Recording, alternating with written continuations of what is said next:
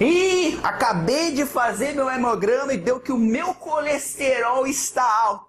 Ih, a casa caiu. Mas afinal, o que é colesterol? Na verdade, você escuta as pessoas falando o tempo todo: ai, meu colesterol tá alto, meu colesterol tá bom. A pessoa fica até orgulhosa em falar sobre o colesterol. Mas a grande pergunta é: o que é o colesterol? O que é o tal do colesterol ruim e colesterol bom?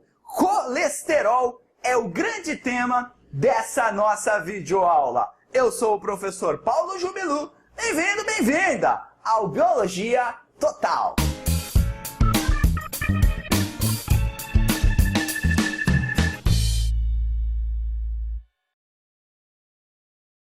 O colesterol ele é um lipídio, é uma molécula de cadeia longa que está dentro de um grupo de lipídios chamado esteroides, o mesmo grupo que eu encontro hormônios sexuais como a progesterona e a testosterona. Muitos organismos, como protozoários, fungos e plantas, têm capacidade de produzir colesterol, mas o índice é muito baixo. Por exemplo, a planta, ela produz uma molécula muito parecida com o colesterol dos animais, chamada estigmaterol, mas não é o colesterol que é comentado nas provas. Para as provas, quando se fala de colesterol, está falando apenas do reino animalia, principalmente mamíferos, que é onde você encontra em abundância essa molécula. Entendeu, né? Para a prova, colesterol é em célula animal. Esquece os outros seres vivos. O colesterol, ele é fabricado pelo nosso organismo,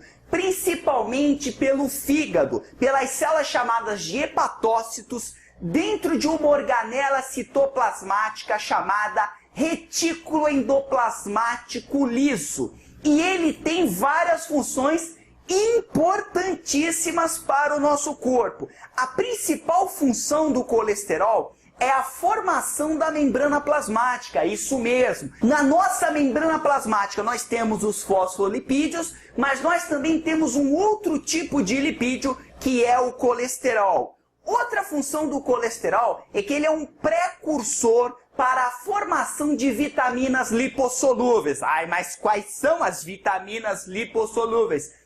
A DECA, vitamina A, vitamina D, vitamina E e vitamina K. O colesterol também é importante para a formação dos hormônios sexuais, testosterona e progesterona. Quer mais função? Atua na sinalização celular. E além disso, também está presente na formação da bile, que é aquele líquido produzido pelo fígado e despejado do nosso intestino. Mas sem sombra de dúvida, a importância do colesterol, a maior função, a mais importante de todas, é a formação da membrana plasmática. Depois de ser fabricado no fígado, o colesterol ele tem que ser distribuído por todo o nosso corpo, para que as células possam absorver esse colesterol e para que ele possa ser usado na formação de membrana plasmática. O problema é que o colesterol que é fabricado no fígado, e aqui está esse colesterol, ele é uma molécula polar. E ele tem que ser transportado pelo plasma sanguíneo, que é água pura. Então, como é que eu vou transportar algo no ambiente aquoso se esse algo não é solúvel em água? Muito simples. Eu transformo esse colesterol numa lipoproteína. Basicamente, lipoproteína é uma molécula que tem gordura e tem proteína. Tem lipídio e tem proteína. Então, depois que esse colesterol é fabricado pelo fígado, e claro que nesse estado aqui ele não pode ser distribuído através do plasma sanguíneo, o que vai ser feito? Esse colesterol ele vai ser embalado. Olha ele sendo embalado. Biribicatabamba, biribicatabamba, biribicatabamba. Ele está sendo embalado por uma cápsula que contém aqui em preto proteínas, que são classificadas como apoproteínas. Essas proteínas elas são solúveis na água, o que vai facilitar muito o transporte desse colesterol pelo nosso organismo. Só um detalhe, essa lipoproteína é que vai ser classificada como LDL e HDL, Low Density Lipoprotein ou High Density Lipoprotein. Sim, eu fiz inglês. Eu falo muito bem. Então a primeira coisa que você tem que saber é que esse tal de HDL e LDL não é só o colesterol. Na verdade, está se referindo a uma lipoproteína, que é o colesterol mais um monte de proteínas que são solúveis na água. E mais, essa lipoproteína aqui, transportadora de colesterol, ela também vai ter um outro tipo de lipídio, que são os triglicerídeos, que basicamente tem a função de reserva de energia no nosso organismo. O LDL é low density, ou seja, baixa densidade. Quando eu boto óleo na água, esse óleo boia, porque ele tem uma menor densidade do que a água. Ou seja, quando a densidade de uma molécula dessas é baixa, é porque ela tem muito lipídio. No HDL, na lipoproteína HDL, é high density, a densidade é maior. Então ele vai ter menos lipídio. Olha que pegadinha!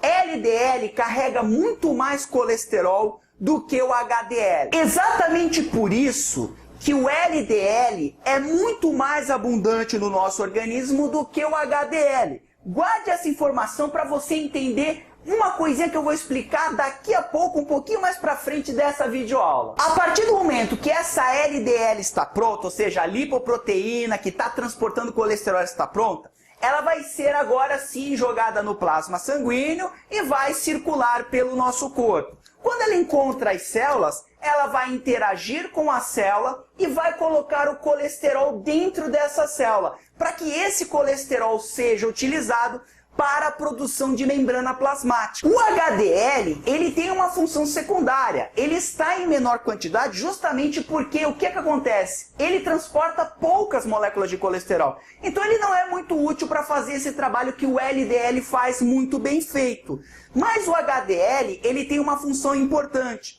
Quando sobra LDL, ou seja, tem LDL demais na circulação sanguínea, o HDL consegue fazer uma limpeza, retirar esse LDL que está sobrando dentro do organismo. Agora, o que eu quero que você entenda é que o LDL é extremamente importante para o organismo. Tá, mas Jubão, então por que ele é chamado de colesterol ruim? Momento! Philosophages of life.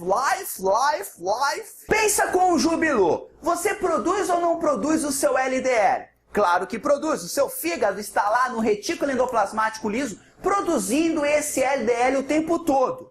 Agora, nós também comemos esse LDL. Nós comemos isso quando a gente se alimenta principalmente de alimentos de origem animal. E aí, claro que você vai ter, além do colesterol produzido pelo fígado, esse colesterol que você conseguiu na sua dieta. E pode acontecer o quê? Um excesso de LDL no nosso organismo. Além disso, eu te falei que a lipoproteína, além de ter o colesterol e de ter proteínas, ela tem triglicerídeos, ela tem gorduras de origem animal ou origem vegetal.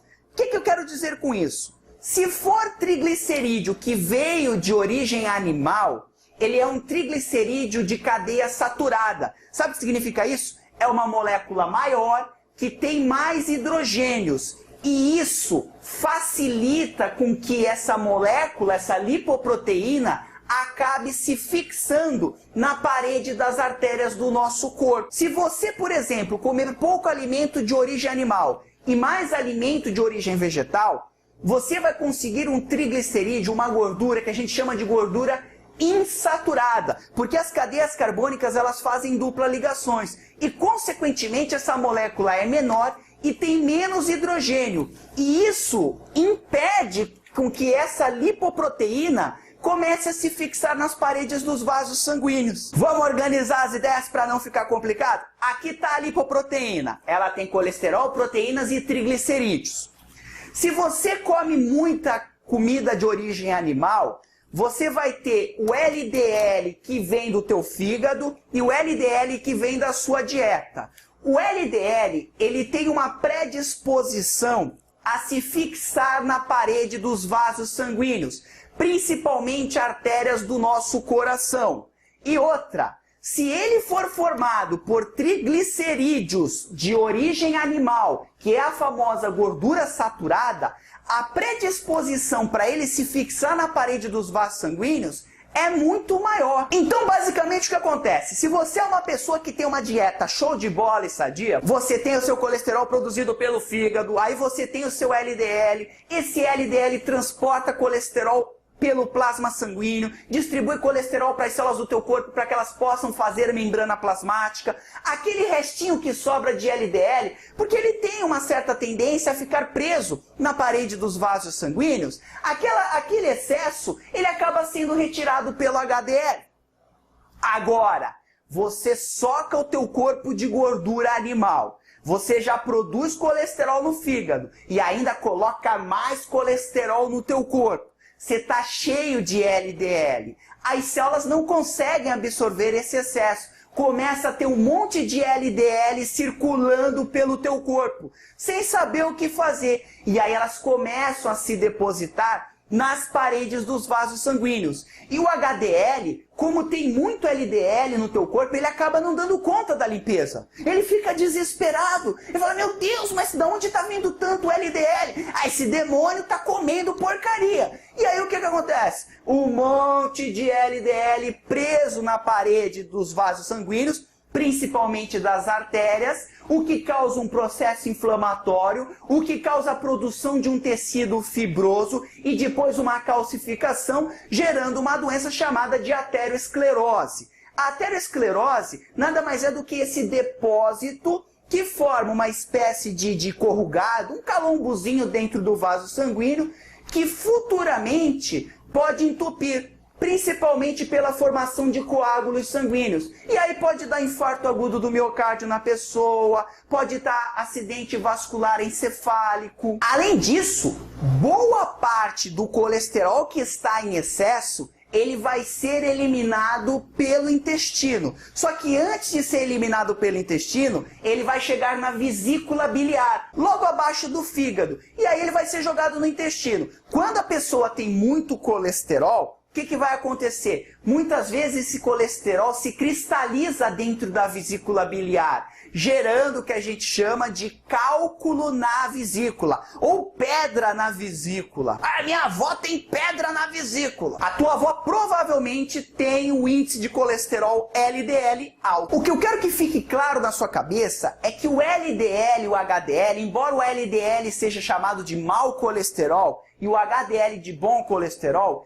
ambos são importantes. O LDL só se torna um mau colesterol quando ele está em excesso no organismo, causado basicamente pela ingestão de alimentos principalmente de origem animal. Bora fazer um exercíciozinho, Joe, para ver como o colesterol é cobrado nas provas. Solta o exercício, Joe.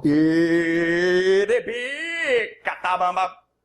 Questãozinha do Enem. Defende-se que a inclusão da carne bovina na dieta é importante por ser uma excelente fonte de proteínas. Por outro lado, pesquisas apontam efeitos prejudiciais que a carne bovina traz à saúde, como o risco de doenças cardiovasculares, doenças no coração, devido aos teores de colesterol e de gordura. Há quem decida substituí-la por outros tipos de carne, como a de frango e a suína. O quadro a seguir apresenta a quantidade de colesterol em diversos tipos de carne crua e cozida. Então aqui nós temos o alimento carne de frango, um franguinho gostoso, carne branca sem pele, crua. Ela tem 58 miligramas de colesterol em cada 100 gramas de carne. Se você cozinhar, essa carne ela acaba perdendo água. E aí, claro que para chegar a 100 gramas, você vai ter que ter uma maior quantidade de carne. E por isso que a quantidade de colesterol acaba aumentando quando o alimento está cozido.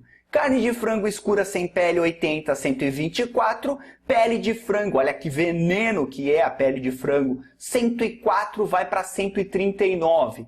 Carne suína, que todo mundo acha que tem muito colesterol, não é tanto, vai de 49 para 97. Carne suína toucinho, 54 miligramas crua, 56 cozida. Carne bovina contra filé, 51,66. Carne bovina músculo, 52,67. Veja que se você olhar pelo geral aqui, a carne de frango tem mais colesterol do que a carne vermelha. Isso é interessante porque as pessoas acham que é o contrário.